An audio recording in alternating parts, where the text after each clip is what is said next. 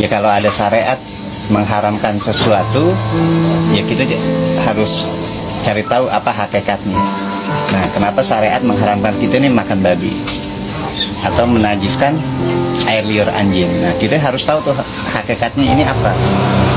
Babi ini identik dengan nafsu syahwat. Babi itu haram bukan karena dagingnya itu mengandung sesuatu yang mudarat atau mengandung cacing pita, atau bukan karena bentuknya, melainkan karena sifat serakahnya babi.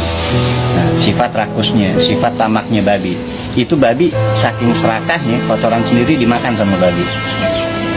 Nah, sedangkan anjing kenapa air liurnya najis? Sedangkan sapi punya air liur, kambing punya air liur, kuda punya air liur. Kenapa khusus anjing aja yang air liurnya najis? Nah, anjing itu kenapa? Sebab anjing itu dipenuhi sifat marah, sifat buas, sifat menyala, sifat menggonggong. Ini anjing kalau menggonggong itu, kalau ada anjing lain itu teman-temannya dihasut supaya apa? Supaya ikut menggonggong juga. Nah, ini sifat hasutnya anjing, suka menerkam. Karena jiwanya anjing ini buas, bukan karena bentuknya. Nah, ini terjadi juga dalam hati manusia. Terkumpul sifat-sifat ini, ada sifat babi dan sifat anjing. Jadi sifat babi ini karena rakus dan tamaknya mengajak manusia dalam perbuatan keji dan munkar, memperturutkan hawa nafsu, tidak mau bersabar. Nah, sedangkan sifat anjing dalam diri manusia ini mengajak manusia untuk selalu mempunyai sifat gampang marah, emosi, suka nyakitin orang, dan suka berbuat zolim.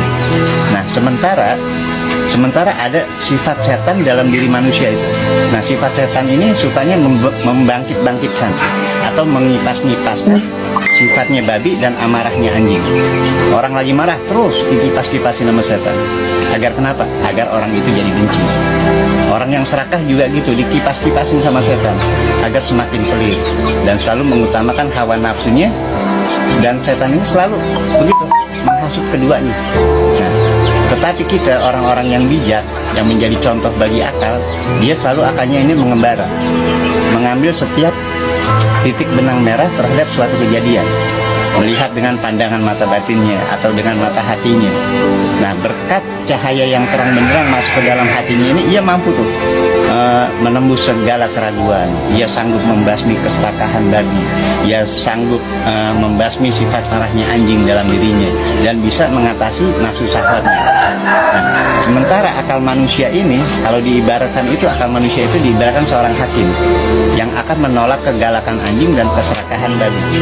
Akhirnya itu timbul sifat bijaksana. Anjing dan babi ini akhirnya dipaksa tunduk di bawah kendali akal yang bersih. Jadi manakala manusia bisa terwujud seperti ini, maka urusannya ini menjadi gampang, menjadi mudah, semua berjalan lurus. Tapi sebaliknya, apabila manusia tidak bisa mengalahkan mereka, yaitu sifat anjing dan babi, maka mereka ini akan menundukkan atau memperbudak nafsu manusia. Nah, kehidupan orang itu selalu memperturutkan hawa nafsunya, selalu memperturutkan syahwatnya, emosinya sepanjang hidupnya. Akibatnya kenapa? Ia akan selalu menjadi budak daripada anjing dan babi itu. Nah, inilah gambaran-gambaran dari manusia apabila cita-cita mereka hanya sekitaran perut, kemaluan, dan nafsu syahwat yang lain. Allahu a'lam.